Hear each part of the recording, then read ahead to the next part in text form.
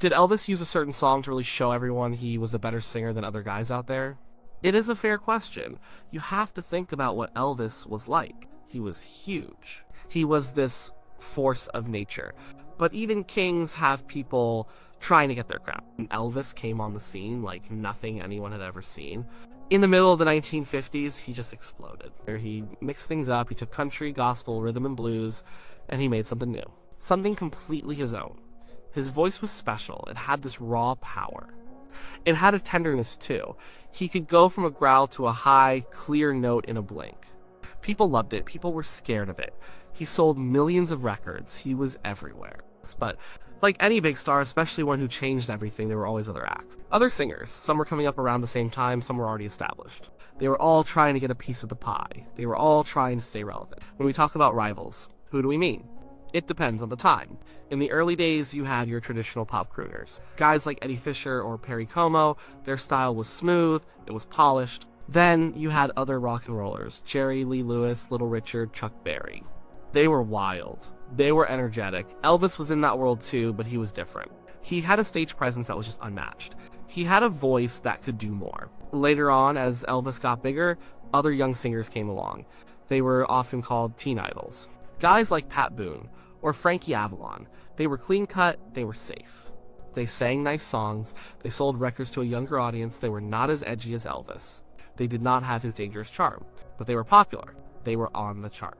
They were certainly competitors for radio play and record sales, and then there were singers who had a bit more range. Guys like Bobby Darin, he could sing rock and roll, he could sing jazz, he could sing pop. He was versatile, he was talented, he was often seen as someone who could adapt and change with the times. So, the idea of rivals was broad. It was not just one person. It was a whole landscape of music. Everyone was trying to find their spot. Everyone was trying to prove they belonged. As Elvis went into the army in 1958, this was a big deal. For 2 years, he was gone. He was out of the public eye. People wondered what would happen. Would he still be popular? Would music change too much while he was away? Would new stars take his place? This was a real concern. When he came back in 1960, he needed to make a statement. He needed to show everyone he was still the king. He needed to prove he was still relevant. He needed to prove he had grown. He started making movies. He started recording new kinds of songs. Songs that were a little more grown up, a little more sophisticated, but still very much Elvis. He worked hard on his comeback. He wanted to make sure his return was as big as his departure. And he chose his music very carefully. One of the first songs he recorded after his army service was Special. It was based on a very old, very famous Italian song, a Neapolitan standard called O Sole Mio. This was a bold move, taking something so classic, so operatic, and turning it into a pop song. It showed ambition, it showed a willingness to stretch, it showed that Elvis was not afraid to try new things, and he was not afraid to challenge himself. The lyrics for this new version were changed. They became a passionate plea, a declaration of love and urgency. The song was about a moment that had to be seized, a moment that could not wait. It was romantic, it was powerful, it built up. It was a big song, it needed a big voice. This song demanded a lot from a singer.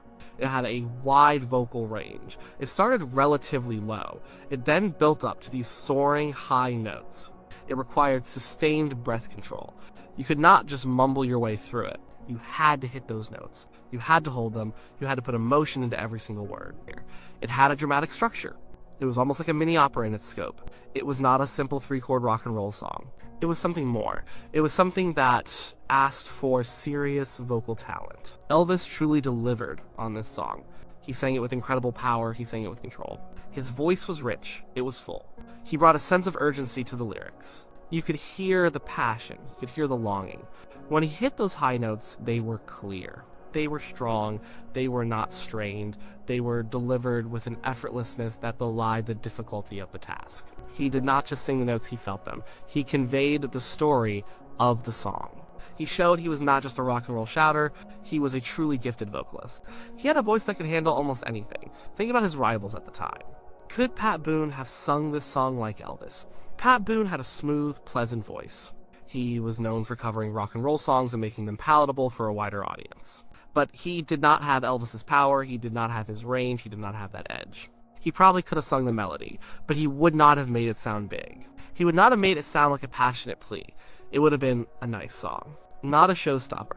What about Frankie Avalon? He was a teen idol. He had a light, airy voice. He sang sweet, romantic songs. He was popular with young girls, but he was not known for his vocal power or his ability to tackle big, demanding songs. This particular song would have been far beyond his natural vocal capabilities. It needed more muscle, it needed more depth, it needed more experience. Even someone like Bobby Darin, who was very talented and versatile, might have approached it differently. Bobby Darin was a great interpreter. He could swing, he could croon, but his voice, while strong, had a different quality.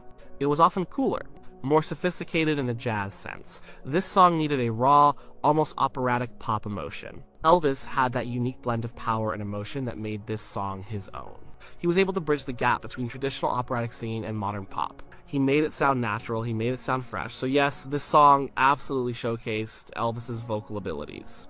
It showed his incredible range. It showed his breath control. It showed his ability to inject deep emotion into a performance. It showed his versatility. It proved he was not just a flash in the pan, it proved he had matured as a singer. It proved he could take a classic and make it his own. He could make it a massive pop hit. The song was a massive success. It went straight to #1. It sold millions of copies. It was one of his biggest hits ever. It showed the world that Elvis was back, and he was better than ever. It silenced any doubts. It cemented his place as a global superstar. People could not ignore it. They heard it on the radio, they bought the record. They recognized the power. They recognized the talent. Did Elvis intend for this song to be a weapon against his rivals? That is a complex question. It probably was not a direct conscious thought like, I'm going to sing this to shut up Pat Boone. That is probably not how artists think. But he and Colonel Parker, his manager, were very shrewd. They understood the music business. They understood image. They understood strategy. They knew Elvis needed to come back strong. They knew he needed to make a statement. Choosing a song like this was a strategic move. It was a way to show his evolution. It was a way to prove his longevity. It was a way to show he was more than just the guy who shook his hips. It proved he was a serious artist, a serious vocalist, a singer who could handle challenging material. So, in that sense, it absolutely served the purpose of distinguishing him. It set him apart. It showed he was operating on a different level than many of his contemporaries. It demonstrated a vocal prowess that few, if any, of his rivals could match, especially in a popular music context. It was not just about commercial success, it was about artistic credibility. It was about showing the depth of his talent. The idea of a better singer is always a bit tricky. What makes someone better?